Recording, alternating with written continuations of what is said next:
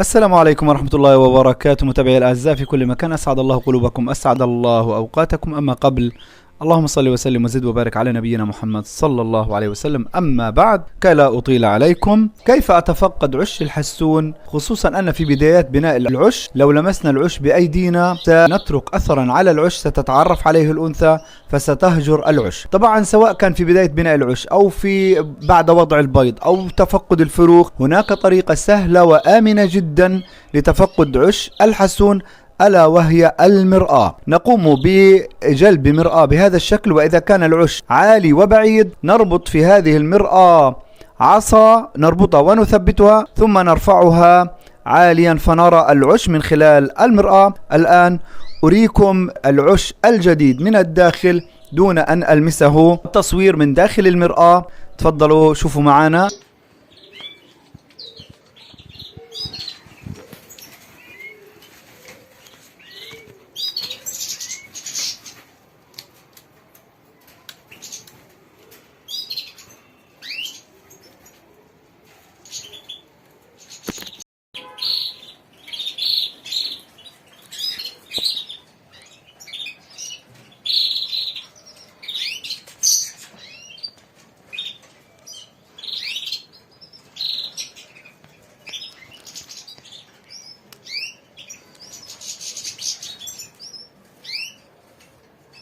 إذا متابعي الأعزاء، كما رأيتم العش كيف كان واضحا وجميلا جدا ورائعا، وينتظر أن تبيض الأنثى بداخله.